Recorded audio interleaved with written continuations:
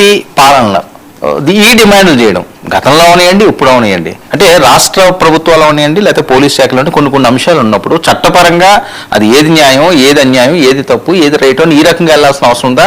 అసలు ఇక్కడ ఈ పాలనే పనికిరాదు, ఈ రాజకీయ నాయకులే అవసరం లేదు, రాష్ట్రపతి పాలనే విధించాలని డిమాండ్లు చేస్తుండండి. ఎలాంటి సిగ్నల్స్? అదే కదా, ఇప్పుడు తెలుగుదేశం ఉన్నప్పుడు వైసీపీ ఉన్నప్పుడు తెలుగుదేశం రాష్ట్రపతి పాలన పెట్టాలంట. ఈ రెండు పార్టీలు కేంద్రంతో మోదీ గారికి మటుకు విధేయం, మాలోనే కొట్టుకుంటాను. ఈ ఫిలాసఫీ వల్ల వచ్చినటువంటి సమస్య ఇది. అసలు ఇప్పుడు ఇందాక నేను చెప్తుంటే తర్వాత చూస్తున్నానండి, ఎక్కడో చేస్తే అంబటి రాంబాబు అంత్యక్రియలు అంట.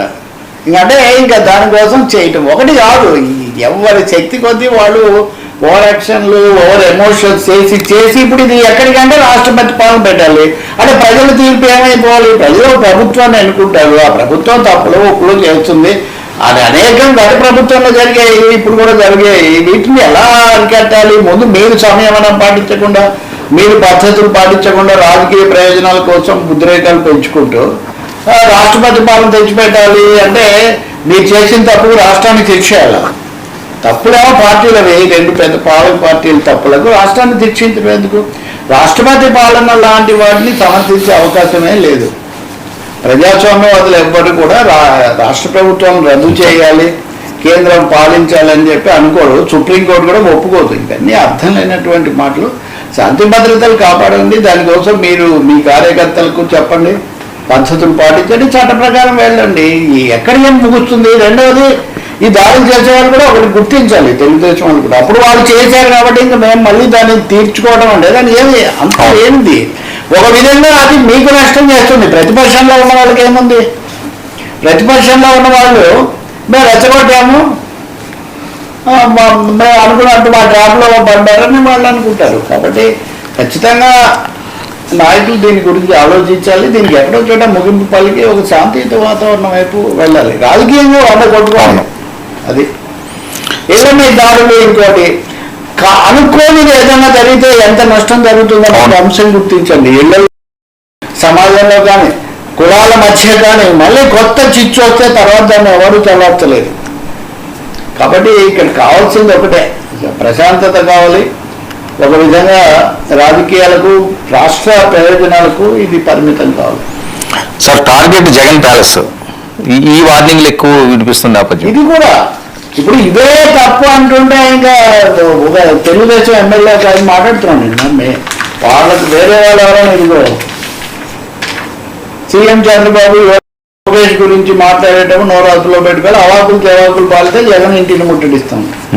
ఈ జగన్ ఇంటిని ముట్టడిస్తాం. గతంలో వీళ్ళు వెళ్ళి చంద్రబాబు ఇంటిని ముట్టడిచ్చారు. ఇప్పుడు మళ్ళీ జగన్ ఇంటిని ముట్టడిస్తావా?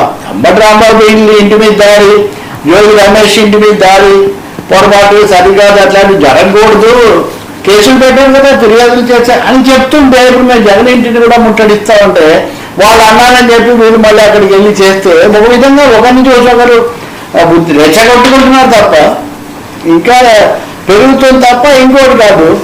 కాబట్టి ఈ వార్నింగ్లు బాధ్యతాయుతమైన వ్యక్తులు, వీళ్ళు ఎమ్మెల్యేలు, పార్టీ. నిన్న కూడా ఆయన బూతులు తిట్టాడు, ఓకే, ఆయన మీద వీళ్ళు తిట్టిన బూతులు కూడా ఏం తక్కువ లేవు. ఇవన్నీ సోషల్ మీడియాలో మనకు కఠోరంగా వినిపిస్తూనే ఉన్నాయి. కాబట్టి బూతులు ఎవరు మొదలు పెట్టారనే ఒక చర్చ తప్ప బూతులు తిట్టుకోవడంలో ఏమీ వెనుకాడడం లేదు. అయితే నేను అనుకుంటాను, చంద్రబాబు ఇంటిని ముట్టడించొద్దు, జగన్ ఇంటిని కూడా ఏమీ ముట్టడించక్కర్లేదు. వాళ్ళ విధానాన్ని ముట్టడించండి, రాజకీయంగా వాళ్ళని ఎదుర్కోండి. అంతేకాని దీన్ని సాగతీసి నిజంగా అదే జరిగితే ఇంకా టెన్షన్ పరాకాష్ట చేరుతుంది కదా. జగన్ ఇంటి మీద దాడి లాంటి ఆలోచనలు కనుక వస్తే అది నా ఉద్దేశంలో నాయకులు వాళ్లకు కాస్త నిరోధించే ప్రయత్నం చేయాలి తప్ప వీటి వల్ల డైవర్షన్ అంటారు. ఏమి డైవర్షన్ కూడా కాదు. అప్పుడు జగన్ ఒకవేళ అలాగే అనుకున్నారు, కానీ ఏమైంది? తెలుగుదేశం గెలవలేదా? కాబట్టి దాడులు, అరెస్టులు, తిట్టుకోవడాలతో ఏమీ ఏ పార్టీలు వెనకపోవు. వాటికి సోషల్ బేసు, పొలిటికల్ బేస్ ఉంటుంది. వాళ్ళు రాష్ట్రపతి పాలన వాళ్ళన్నా ఇక్కడ వేయాలని వీళ్ళన్నా ఇది అవసరం లేని వ్యవహారం. ఇక్కడికన్నా ఇది ఆగుతుందని మనం కోరుకోవాలి. కోర్టుకు వెళ్ళింది కదా, కోర్టులు చెప్తాయి. ఇంకేమవుతుందంటే ఇలాగే మాట్లాడుతుంటే కింది స్థాయిలో వాళ్ళు ఇంకా రెచ్చిపోతారు. నిన్న నేను 99లోనే చూసా. ఇప్పుడు వీళ్ళిద్దరు మాట్లాడింది పొరపాటు అంటుంటే అక్కడ నెల్లూరు జిల్లాలో ఆయన ఇదివరకు ఉండేవాడు కదా, మన శ్రీనివాసరెడ్డి నల్లపరెడ్డి కుమార్ ఆయన ఏం మాట్లాడుతున్నాడు? నిజంగా అటువంటివి మాట్లాడొచ్చా? ఏమాత్రం సీనియర్ నాయకులు ప్రజా జీవితంలో ఉన్న వాళ్ళు, చంద్రబాబు నాయుడు అప్పుడు అలుగులో బయటపడడం పొరపాటు, దేవుడు ఇలాంటి వాళ్ళని ఉంచుతాడు, ఇవన్నీ ఆయన మాట్లాడుతున్నాడు. బహుశా అది కూడా రేపు పొద్దున కొత్త కేసు అవ్వచ్చు.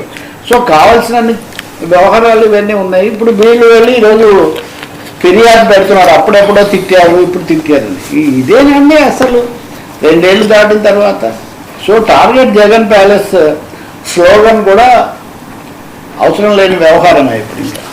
ఇంకా పెంచే వ్యవహారం తప్ప ఇంకోటి కాదు. ఎప్పుడు అంటూ ఉంటారు కదా, తాడేపల్లి ప్యాలెస్. ఇప్పుడు మొన్న కూడా ఈ మద్యం కేసులో ఆ తర్వాత ఇవన్నీ వచ్చినప్పుడంతా అక్కడికి వెళ్తాయి, అక్కడ సొరంగం తవ్వారు, అక్కడ డబ్బులు ఇవన్నీ స్టోరీస్ చేశారు కదా మీరు. నేలమాళిగలు ఇవన్నీ ఏం జరగలేదు, ఇప్పుడు ఇది మాట్లాడుతున్నారు. కాబట్టి ఎక్కడో చోట దీనికి ముగింపు పలకాల్సిన అవసరం ఉంది. Sir Tirumala politics Chandrababu serious.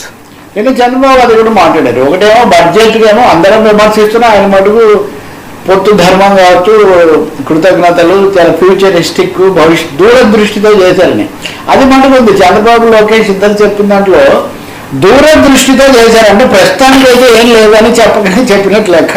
భవిష్యత్తులో ఎప్పుడో ఈ ప్రయోజనాలు వస్తాయి అనే మాట పవన్ కళ్యాణ్ కూడా చెప్పారు. ఆ సమయంలోనే తిరుపతి లడ్డు గురించి కూడా మాట్లాడారు. ఒక విషయం స్పష్టం కదా, సెప్టెంబర్ 10వ తారీఖు ఎప్పుడో చంద్రబాబు నాయుడు కొవ్వు కలిసిందని చెప్పి వాళ్ళ శాసనసభ పక్ష సమావేశంలో అనడం వల్ల వివాదం పెరిగింది. తర్వాత దాని చుట్టూ తిరిగింది, సుప్రీంకోర్టు కూడా మందలించింది, ఇదైంది. కానీ మొన్న సిట్ నివేదిక ఇది వచ్చిన తర్వాత ఇక్కడ కూడా మళ్ళీ 2 విపరీత ధోరణులు. కల్తీ జరిగింది కానీ కొవ్వు లేదు. ఈ 2 ఫ్యాక్ట్స్ దృష్టిలోకి తీసుకోవాలి కదా. అసలు కల్తీయే జరగలేదు, కల్తీ నిజం కాదని తేల్చింది సిట్ అని వైసీపీ వాళ్ళు.